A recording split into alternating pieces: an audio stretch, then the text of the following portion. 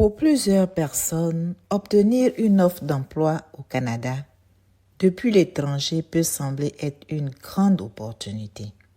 Et parfois, cela peut effectivement ouvrir certaines portes.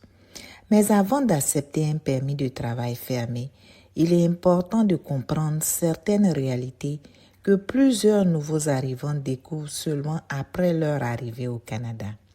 Dans cette vidéo, nous allons parler de la différence entre un permis de travail fermé et la résidence permanente, des limites possibles liées à certains permis et pourquoi plusieurs personnes préfèrent aujourd'hui préparer un projet plus stable avant de venir s'installer au Canada.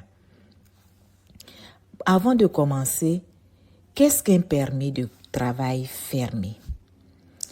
Un permis de travail fermé est un permis qui permet généralement de travailler pour un employeur précis dans certaines conditions précises. Cela signifie que la personne ne peut pas toujours changer facilement d'employeur si la situation ne se passe pas comme prévu. Et c'est un élément très important à comprendre avant de prendre une décision. Certaines personnes arrivent avec beaucoup d'espoir, mais découvrent ensuite que leur liberté professionnelle est plus limitée qu'elles l'imaginaient. Maintenant, voyons ensemble pourquoi certaines personnes préfèrent la résidence permanente. De plus en plus de personnes essaient d'obtenir directement la résidence permanente avant de venir au Canada. Pourquoi? Parce que la résidence permanente offre souvent plus de stabilité et de flexibilité. Par exemple, possibilité de changer d'emploi plus facilement, moins de dépendance envers un seul employeur, plus de liberté dans le choix de la province ou du travail, possibilité de mieux s'adapter une fois sur place. Cela ne veut pas dire qu'un permis fermé est toujours mauvais, mais il est important de comprendre les différences avant de faire un choix.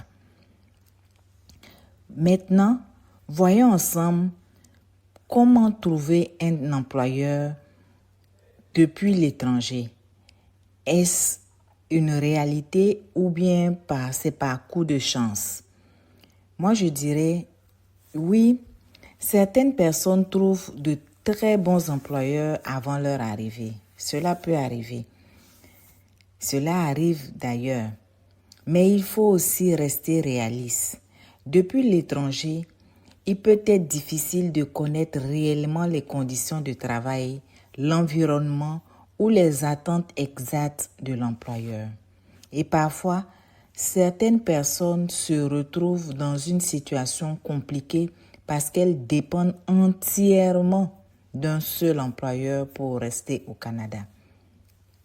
Trouver un bon employeur depuis l'étranger peut donc parfois ressembler à un coup de chance, surtout lorsqu'on ne connaît pas encore le marché du travail canadien. Avant de prendre une décision, il peut être utile de comprendre les différents statuts disponibles, de vérifier les informations sur les sites officiels. Pour le Canada, c'est canada.ca. Comparer les options possibles, se renseigner sur les provinces. Je vous ai déjà parlé de toutes les provinces. Mieux comprendre le marché du travail canadien. Certaines personnes choisissent d'attendre un projet plus stable avant de partir, tandis que d'autres décident malgré tout de tenter l'expérience avec un permis de travail fermé. C'est leur choix. Chaque situation est différente. Le plus important est souvent de bien comprendre les implications avant de faire un choix. Avant de terminer, je peux vous dire que venir travailler au Canada peut représenter une très belle opportunité. Mais avant d'accepter un permis de travail fermé, il est important de bien comprendre certaines réalités liées à la dépendance envers un employeur et aux limites possibles du statut. Mieux comprendre les options disponibles peut parfois éviter certaines difficultés une fois sur place. Et vous, que pensez-vous de cette question? Préférez-vous attendre la résidence permanente avant de venir au Canada? N'hésitez pas à partager votre réflexion en commentaire. Abonnez-vous si ce n'est pas déjà fait. Et puis partagez la vidéo, comme je l'ai dit tantôt. Et puis on se revoit pour une autre analyse dans une autre vidéo. À bientôt.